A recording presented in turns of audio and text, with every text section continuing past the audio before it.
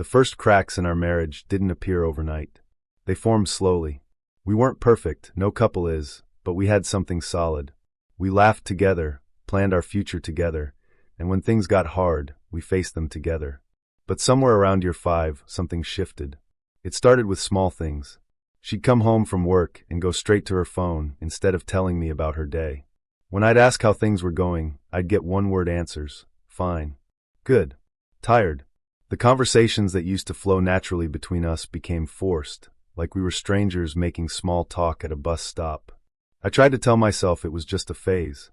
Maybe she was stressed at work. Maybe I was being paranoid. But deep down, I knew something was wrong. The phone became her constant companion. She'd smile at the screen in ways she hadn't smiled at me in months. Sometimes, when I walked into a room, she'd quickly tilt the screen away or close whatever she was looking at. Just work stuff, she'd say, but her voice always had that defensive edge that told me it wasn't. I wanted to trust her. God, I wanted to believe that I was just being insecure, that the distance between us was temporary. So I gave her space. They didn't. One evening in late September, I came home to find Veronica sitting on our couch, looking more animated than she had in weeks. Her eyes were bright, her posture relaxed. For a moment, I felt a spark of hope. Maybe whatever had been weighing on her was finally lifting. "Owen," she said, her voice carrying a strange mix of excitement and nervousness. "I have something to tell you." I sat down beside her, trying to read her expression. "What is it? Do you remember Jason? From my college days?" He was in my English literature class. We were part of the same study group. Really close friends back then. She was talking faster now, her hands gesturing as she spoke. "Anyway, he's going to be in town for work next week, and he needs a place to stay. Hotels are so expensive, and I thought, well, we have the guest room. Would you mind if he crashed here for a few nights?" Something about the way she asked made my stomach tighten. But what could I say? We did have a guest room. It would have seemed petty and controlling to refuse, especially over someone she claimed was just an old friend. "Sure," I said, forcing a smile. "No problem." The relief on her face should have made me happy. Instead, it felt like a small defeat, though I couldn't explain why. Jason arrived on a Thursday evening. I was in the kitchen preparing dinner, nothing fancy, just pasta and salad, when I heard Veronica's excited squeal from the front door. "Jason! Oh my God, you look exactly the same." I wiped my hands on a dish towel and walked to the entryway. What I saw made me pause. Jason was tall, maybe 6'2", with the kind of athletic build that suggested regular gym visits. His dark hair was styled in that effortlessly messy way that probably took 20 minutes to achieve, and he wore a casual button-down shirt that looked expensive. But it wasn't his appearance that struck me. It was the way Veronica was looking at him. Her whole face had lit up in a way I hadn't seen in months. She looked younger somehow, more vibrant, like someone had flipped a switch inside her. And the hug, God, the hug. It lasted just a beat too long, with her arms wrapped around his neck and his hands resting on her lower back. When they finally pulled apart, I could see the flush in her cheeks. "Owen," she said, as if just remembering I existed. "This is Jason. Jason, this is my husband, Owen." Jason extended his hand with a confident smile. "Hey man, thanks so much for letting me crash here. I really appreciate it." His handshake was firm, his eye contact steady. Everything about him screamed good guy. But I couldn't shake the feeling that I was being sized up, evaluated, like he was measuring himself against me and finding me lacking. "No problem," I said, matching his smile with one of my own. "Any friend of Veronica's is welcome here. You hungry? I just made dinner." Over pasta and wine, a bottle Veronica had pulled from our rack, one we'd been saving for a special occasion, I learned more about Jason than I ever wanted to know. He worked in marketing for some tech startup that was about to explode. He'd lived in 3 different cities in the past 5 years, always chasing the next opportunity. He loved craft beer, hiking, and indie music. He was, by all accounts, interesting. And Veronica hung on his every word. "Remember that time we drove out to the coast at 2 in the morning?" she asked, laughing at some shared memory. "We were supposed to be studying for finals, and instead we just sat on the beach watching the sunrise." "Best decision we ever made," Jason said, grinning at her. "You were so worried about Professor Mitchell's exam, but you aced it anyway. Because you helped me cram in the car on the way back." They laughed together, their voices blending in perfect harmony, and I felt like a ghost at my own dinner table. Every story, every memory, every inside joke excluded me completely. I was just the audience, watching two people reconnect over a past I had no part in. When dinner ended, Veronica showed Jason to the guest room. Our guest room, the one we'd decorated together last year, where we talked about maybe turning it into a nursery someday. That conversation felt like it had happened in another lifetime. That night, lying in bed beside Veronica, I tried to push down the unease that had settled in my chest like a stone. "He seems nice," I said carefully. She was already scrolling through her phone, barely listening. "How long did you say he was staying?" "Just a few days. Maybe through the weekend." She didn't look up. I wanted to say more. I wanted to ask why she hadn't mentioned Jason before, why she seemed more alive around him than she'd been around me in months, why that hug at the door had felt like more than just friendly affection. But I didn't, because asking those questions would mean admitting that I was worried, that I didn't trust her, that our marriage might be in more trouble than I wanted to acknowledge. So I said nothing. I turned off my bedside lamp and stared at the ceiling in the dark, listening to the soft tap-tap-tap of Veronica's fingers on her phone screen, wondering who she was texting and already knowing the answer. The next day was Friday, and I had to go to work despite the growing knot of anxiety in my gut. My job required me to be present, focused, but my mind kept drifting back to our house, to Veronica and Jason. I texted Veronica around lunch. "How's everything going?" Her response came an hour later. "Good. Showing Jason around town. See you tonight." Around town. The phrase echoed in my head as I tried to concentrate on a spreadsheet. We lived in a modest suburb with a nice downtown area, but it wasn't exactly a tourist destination. What was there to show him? The coffee shop where we'd had our third date. The park where I'd proposed? Each location felt like it was being rewritten, claimed by someone new. When I got home that evening, the house felt different. There was music playing, something upbeat and unfamiliar. The smell of cooking filled the air, but it wasn't my cooking. Jason was in our kitchen, wearing an apron I'd gotten as a gag gift from my brother, confidently working the stove while Veronica sat on the counter.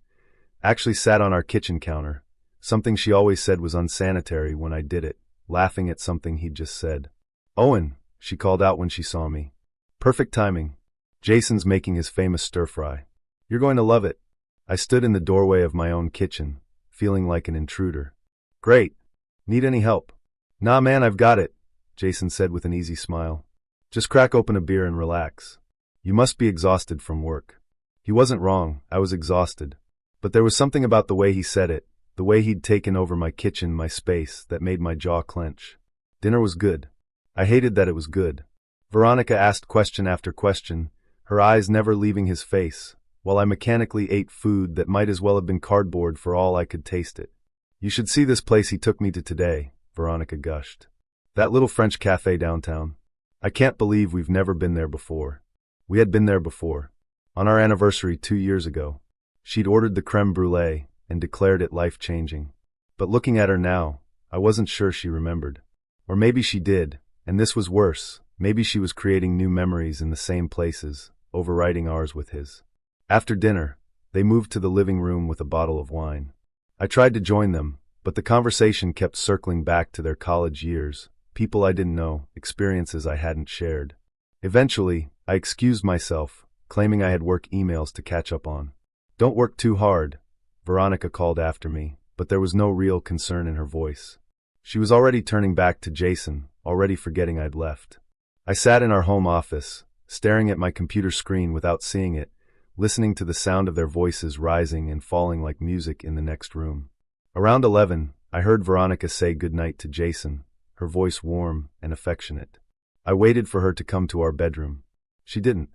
At 11:30, I walked out to find her still on the couch, finishing the wine, staring at her phone with a small smile. "You coming to bed?" I asked. She looked up, startled, as if she'd forgotten I lived there. "Oh, yeah. In a bit. I'm just not tired yet." I went to bed alone. An hour later, she finally slipped under the covers beside me, smelling of wine and perfume. The perfume was new, something she must have bought recently. Something I'd never smelled before. The weekend was more of the same. Jason seemed to have no plans to actually explore the city on his own or meet up with other people. Instead, he and Veronica were joined at the hip. Saturday morning, I woke up to find them already gone. A note on the counter said they'd gone to the farmer's market. They didn't invite me. They didn't ask if I wanted to come. They just left. When they returned, loaded down with fresh produce and flowers, Veronica was wearing a sundress I'd never seen before. It was the middle of October, cool enough that a dress seemed impractical, but she looked radiant in it. She'd done her makeup too, not heavy, just enough to enhance her features. For a trip to the farmer's market. With her old friend. That evening, they decided to have a movie night. I tried to participate, but halfway through whatever rom-com they'd chosen, I felt invisible. They sat on the couch together, not quite touching but closer than they needed to be, while I occupied the armchair like a guest in my own home. Sunday was my breaking point. I'd been scheduled for a night shift at the warehouse, something that came up occasionally when we had big shipments arriving, and I'd mentioned it to Veronica earlier in the week. As I was getting ready to leave, I noticed she'd changed clothes again. Another new outfit, this time paired with heels. For a quiet evening at home. "You look nice," I said, unable to keep the edge out of my voice. "Oh, this? It's nothing. Jason, and I thought we'd make dinner special since it's his last night here." His last night. He'd been supposed to stay through the weekend, and Sunday was technically his last night. But the way she said it, with that mixture of disappointment and something else I couldn't quite name, made my blood run cold. "Right?" I said. "Well, I'll see you tomorrow morning then." She barely looked up from her phone. "Okay. Drive safe. No kiss goodbye. No, I'll miss you, or text me when you get there safely." Just a distracted dismissal, as if I were a roommate heading out rather than her husband of 6 years. I drove to work with my hands gripping the steering wheel so tightly my knuckles turned white. The warehouse was relatively quiet that night. The shipment we'd been expecting had been delayed, which meant a lot of standing around, waiting, checking systems, and making sure everything was ready once the trucks arrived. My mind, freed from intense focus, kept circling back to Veronica and Jason. Around midnight, I couldn't take it anymore. I told my supervisor I needed to run home. "Forgot my wallet," I said, "might need it for the morning." It was a thin excuse, but he was too tired to question it. The drive home took 15 minutes. 15 minutes where I told myself I was being ridiculous, that I was letting jealousy and insecurity turn me into someone I didn't want to be. 15 minutes where I also knew deep in my gut that I wasn't wrong. Both cars were still in the driveway, Veronica's sedan and Jason's rental. The house was lit up, warm and inviting against the dark October night. Our bedroom light was on. The curtains were drawn, but not quite completely. There was a gap of maybe 6 inches where they didn't quite meet. I parked on the street instead of pulling into the driveway. My hands were shaking as I turned off the engine. Part of me wanted to drive away, to go back to work and pretend I'd never come home. But I couldn't. I had to know. The front door was unlocked. We rarely locked it before going to bed, one of those small-town habits that had followed us even as we'd moved to a bigger city. I stepped inside as quietly as I could. The house smelled like wine and something else, something sweet that might have been her perfume or maybe scented candles. Soft music was playing from upstairs. Something slow and intimate that we used to play when we... No. I pushed that thought away. And then I heard it. Her laugh. That specific laugh she used to have when we were first dating, when everything was new and exciting and electric. The laugh that had gradually faded from our relationship over the years, replaced by comfortable smiles and routine contentment. I hadn't heard that laugh in over a year. Maybe longer. It was coming from our bedroom. Our bedroom, with its king-sized bed that we'd picked out together, with the framed photos of our wedding on the dresser, with the reading lamp on my side that I'd specially ordered because Veronica liked to sleep in darkness while I liked to read before bed. I walked up the stairs slowly, each step feeling like it weighed 1,000 pounds. The bedroom door was slightly ajar, not wide open but enough. Enough to hear. "You have no idea how much I miss this," I heard Veronica say, her voice breathy and warm in a way that made my chest tighten. Jason's response was too low for me to make out the words, but his tone was clear enough. Intimate. Familiar. Then that laugh again, followed by silence. Not the comfortable silence of two people coexisting, but the charged silence of two people completely absorbed in each other. I stood there in the hallway outside my own bedroom, outside the room where my wife slept, where we'd made love, where we'd had late-night conversations about our dreams and fears, where we'd comforted each other during hard times. I stood there and felt something break inside me, not dramatically, not with a snap, but more like ice melting, like something that had been solid turning into something else entirely. I didn't need to push open the door. I didn't need to see them together. I knew. The knowing was enough. Quietly, I turned around and walked back down the stairs.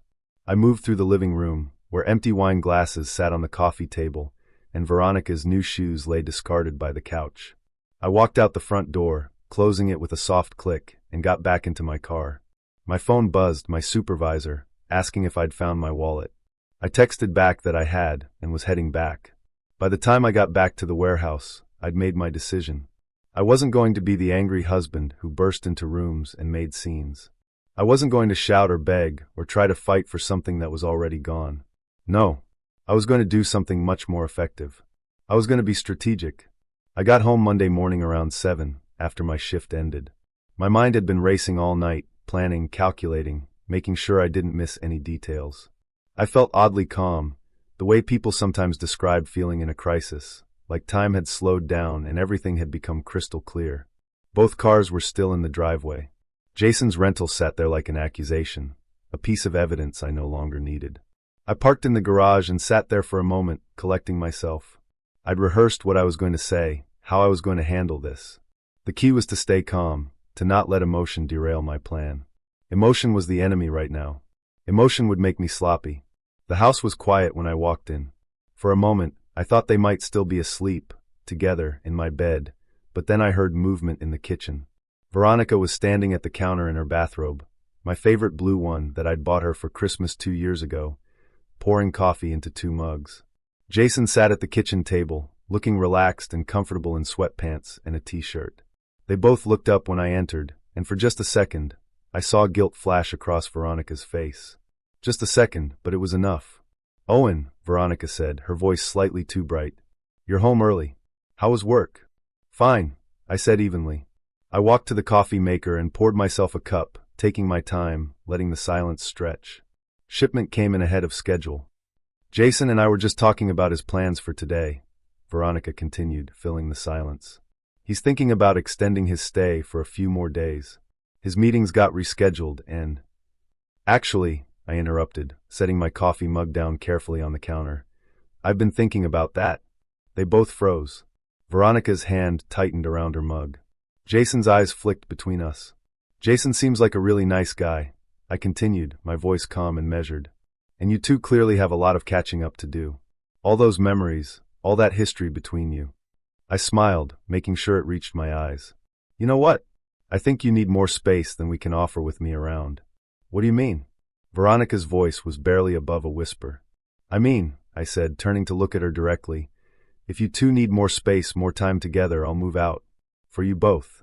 The coffee mug slipped in Veronica's hand, coffee sloshing over the rim and onto the counter.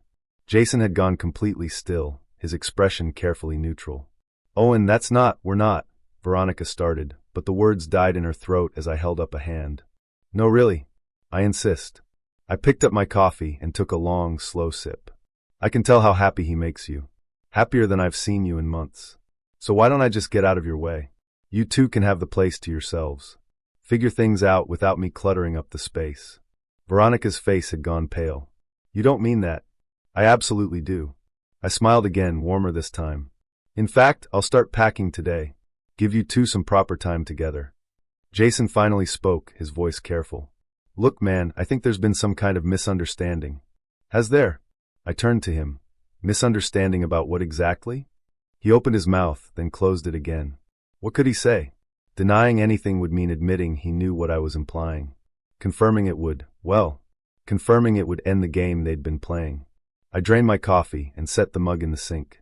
"I'm going to get some sleep. Long night at work. Veronica, we can talk more about the logistics later. Jason, enjoy your extra time here." I walked past them, heading for the stairs. Behind me, I heard Veronica start to say something, but I didn't stop. The bed was unmade, sheets tangled in a way that told a story I didn't need to read. There was a men's watch on the nightstand that wasn't mine. Small details, like breadcrumbs leading to an inevitable conclusion. I didn't get into the bed. Instead, I grabbed my laptop from the home office and started making phone calls. The first call was to my bank. I had most of our money in a joint account.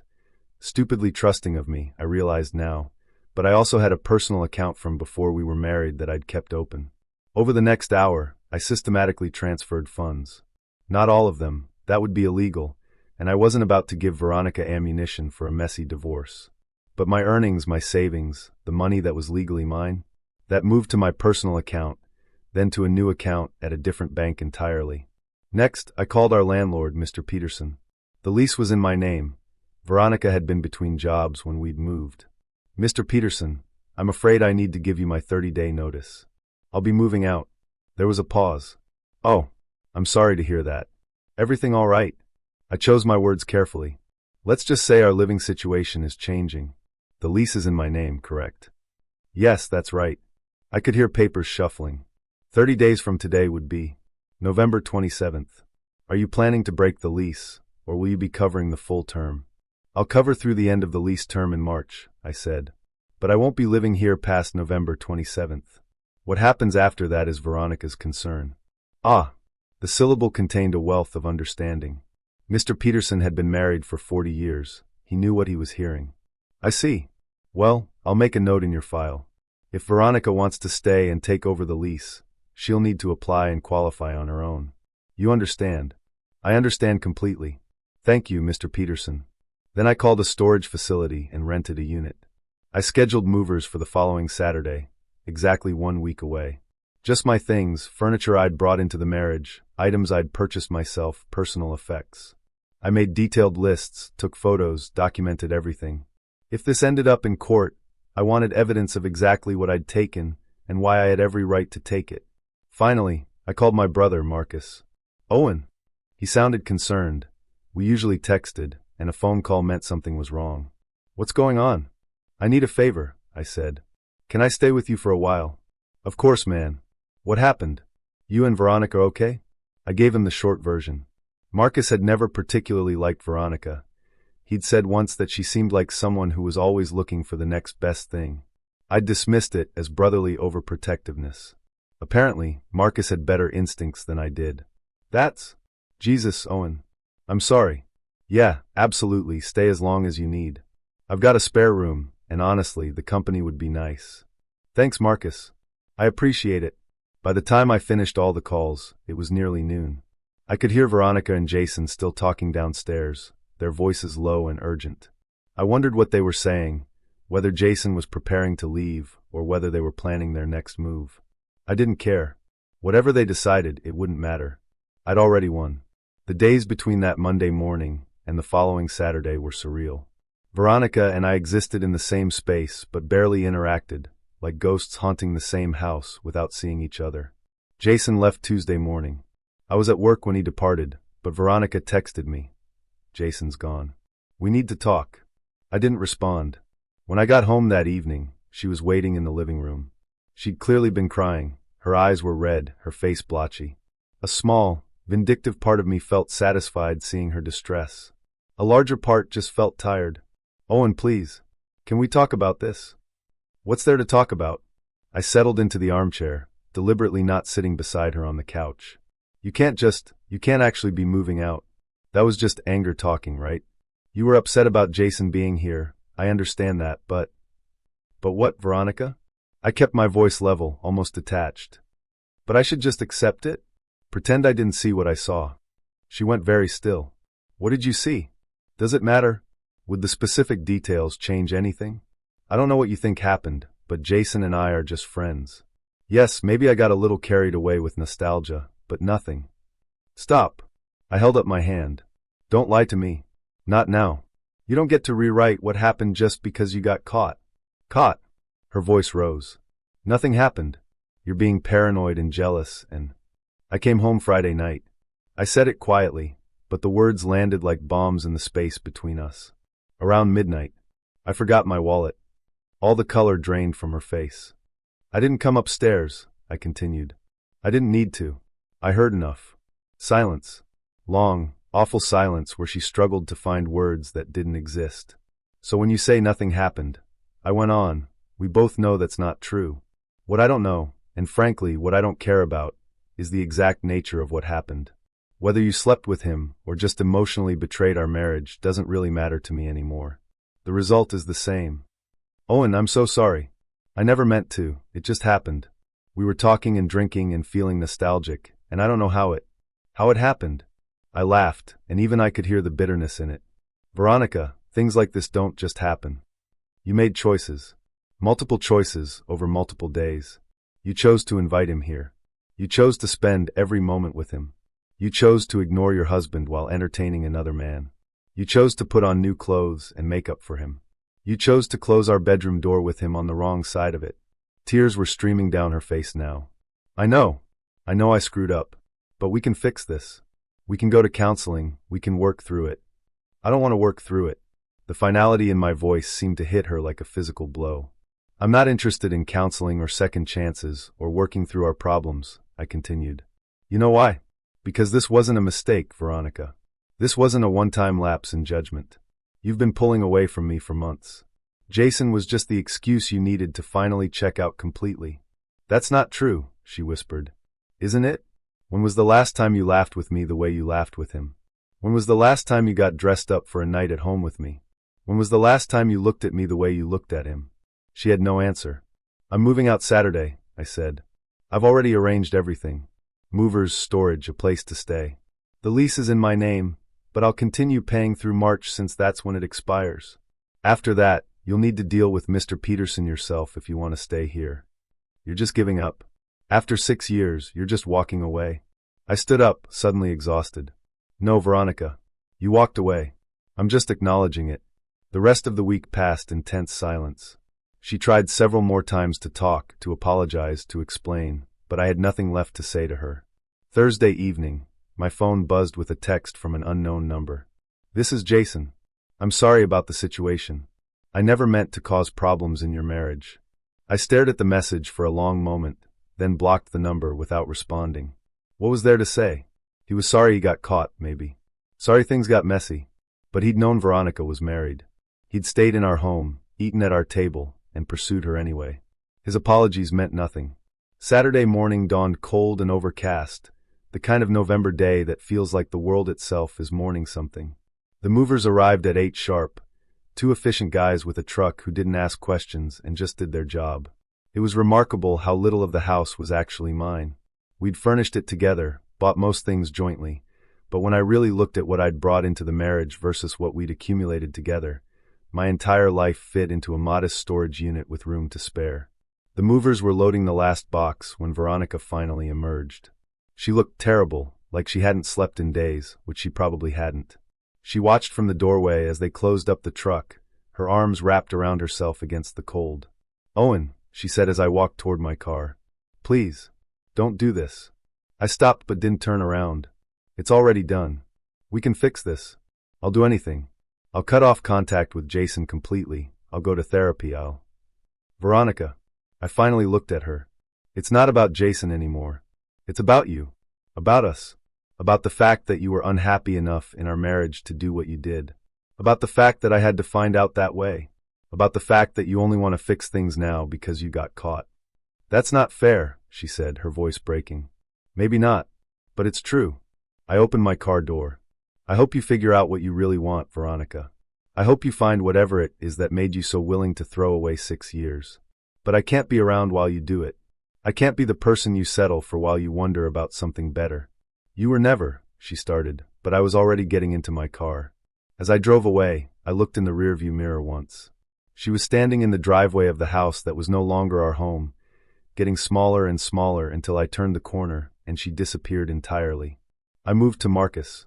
He'd cleared out his spare room for me, which currently contained a futon, a lamp, and not much else. The next few weeks fell into a new rhythm. I worked, came back to Marcus's place, occasionally went out for drinks with co-workers who'd been asking me to join them for months, but I'd always declined because I was rushing home to Veronica. I started going to the gym again, something I'd let slide during my marriage. I read books I'd been meaning to read, watched shows Veronica had never liked, ate food she'd always complained about. It was quiet, sometimes too quiet, but it was also peaceful in a way my life hadn't been in years. The texts from Veronica continued for 2 weeks, then slowly tapered off. They evolved from desperate apologies to anger to bargaining to, finally, resignation. I didn't respond to any of them. What was there to say? 3 weeks after I moved out, I got a different text. This one was carefully worded, almost businesslike. I've retained an attorney. I think we should make this official. I'm filing for divorce. I'm sorry it came to this. I stared at the message for a long time. Part of me had known it was coming, had wanted it even. But seeing the words made it real in a way it hadn't been before. I texted back, "Okay, have your attorney contact me with the paperwork." That was the last direct communication we had. The divorce process was surprisingly straightforward. We had no kids, no shared property beyond what we'd already separated, and we'd only been married 6 years.